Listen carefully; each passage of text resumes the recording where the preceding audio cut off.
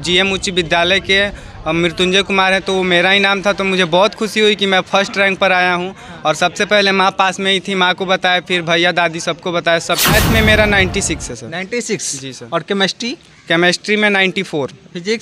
Physics में 99 है sir. वाह, बहुत बढ़िया। जी, मैं यही कहना चाहूँगा कि सफलताएं तो आती जाती हैं ज़िंदगी में, लेकिन हमें प्रयास करने से पीछे नहीं हटना चाहिए। प्रयास करते हैं तो पिछले 1 साल का अनुभव भी होता है साथ में, और उसके बाद से साथ हमारा नॉलेज होता है।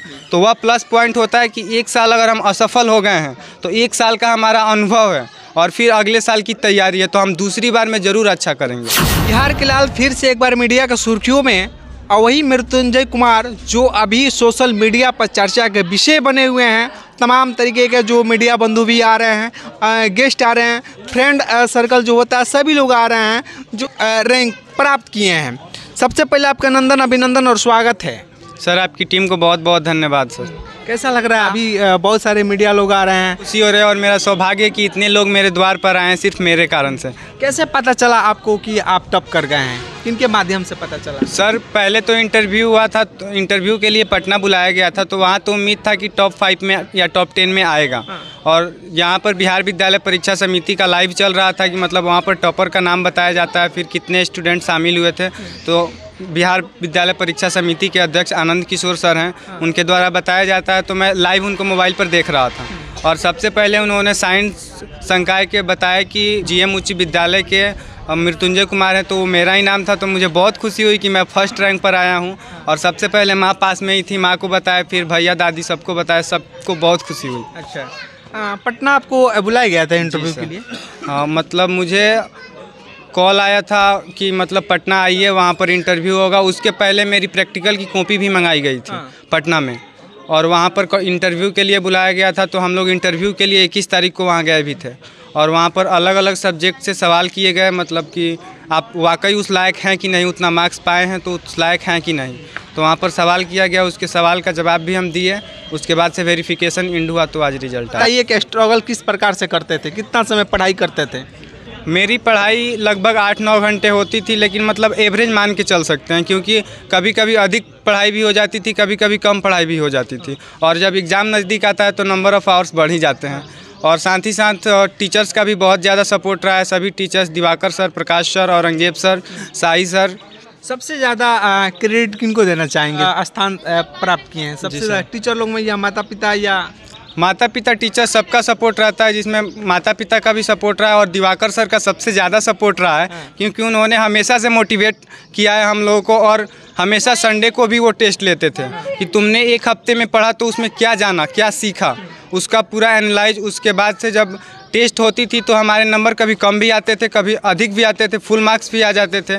लेकिन जब नंबर कटते थे तो हम हमेशा उस गलती पर फोकस करते थे कि हमारे से गलती हुई कैसे, और ऐसी गलती दोबारा ना हो, उस पर ज़्यादा फोकस रहता था सर। फेस्टिवल के दिन भी पढ़ाई करते थे या फेस्टिवल मनाते थे? जी, एकदम पढ़ाई पर फोकस करके पढ़ना, मतलब दिमागी प्रेशर हो जाएगा, ज़्यादा मेंटल प्रेशर हो जाएगा, इसलिए माइंड को रिफ़्रेशमेंट भी ज़रूरी है। इसीलिए आधा घंटा 45 मिनट कभी कभी शाम में, चाहे कहीं कहीं घूमना, या द्वार पर ही बच्चे भी हैं, मेरे से छोटे छोटे भाई हैं, तो उनके साथ थोड़ा सा खेलना भी होता था। प्रेरणा का स्रोत कौन रहा? कहाँ से आपको प्रेरणा मिलती थी कि आज टॉप कर गए? मेरा तो मतलब 10th में 471 मार्क्स था, तो उससे उम्मीद थी, सबको उम्मीद थी कि इंटर में इससे अच्छा करेगा। और मुझे भी था कि मतलब 10th में 15वां रैंक आया तो इससे ऊपर रैंक जाए मेरा इंटर में। तो मैंने पूरी कोशिश की, टीचर्स का भी सपोर्ट रहा, तो यहाँ तक हुआ। मैथ में कितने अंक प्राप्त किए हैं? मैथ में मेरा 96 है सर। 96? जी सर। और केमिस्ट्री में 94। फिजिक्स में 99 है सर। वाह, बहुत बढ़िया। पढ़ना चाहते हैं, पढ़ाई लिखाई कर मतलब क्या आगे मैं यूपीएससी की तैयारी करना चाहता हूँ सर। यूपीएससी की। जी सर। जो लड़के तैयारी करते हैं, काफ़ी दिनों से स्ट्रगल कर रहे हैं, वह मंजिल तक नहीं पहुँच पाते, उनके लिए क्या एक संदेश रहेगा? जी, मैं यही कहना चाहूँगा कि सफलताएं तो आती जाती हैं ज़िंदगी में, लेकिन हमें प्रयास करने से पीछे नहीं हटना चाहिए। हमेशा लगातार प्रयास करते रहना चाहिए, और हम असफल हो गए तो क्या हुआ, अगली बार प्रयास करेंगे तो अगली बार तो ज़रूर सफल होंगे। कितनी बार असफल होंगे, क्योंकि जब हम एक बार असफल हो जाते हैं लेकिन जब दूसरा प्रयास करते हैं तो पिछले 1 साल का अनुभव भी होता है साथ में, और उसके बाद से साथ हमारा नॉलेज होता है। तो वह प्लस पॉइंट होता है कि 1 साल अगर हम असफल हो गए हैं तो 1 साल का हमारा अनुभव है और फिर अगले साल की तैयारी है, तो हम दूसरी बार में ज़रूर अच्छा करेंगे। अच्छा, घर से कोई दबाव भी रहता था कि काम वगैरह भी घर का करते थे या ओनली पढ़ाई ही करना था? नहीं, घर का कोई भी दबाव हम पर नहीं रहता था। घर पर सभी लोग मुझसे फ्रेंडली थे कि मतलब तुम पढ़ो बस। क्लास ऑफलाइन करते थे या ऑनलाइन करते थे या क्या कोचिंग? मेरा क्लास ऑफलाइन ही चलता था। अच्छा। ऑफलाइन में मतलब मैं पढ़ाई करता था चाणक्य स्टडी सेंटर में, जैसा कि मैंने आपको बताया।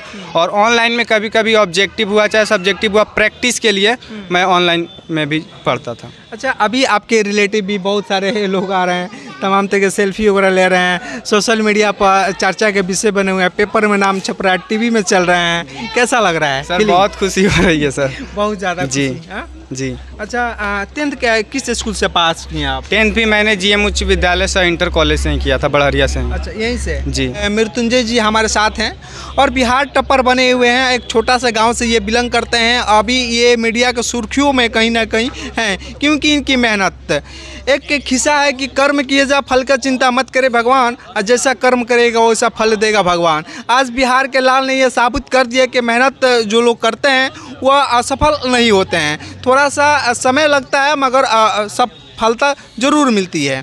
अच्छा, और जैसे कि आपके तरह युवा हैं जो बहुत ज़्यादा स्ट्रगल करते हैं, मंजिल तक नहीं पहुंच पाते हैं, जी, उनके लिए एक कुछ शब्दों में बयां क्या कीजिए?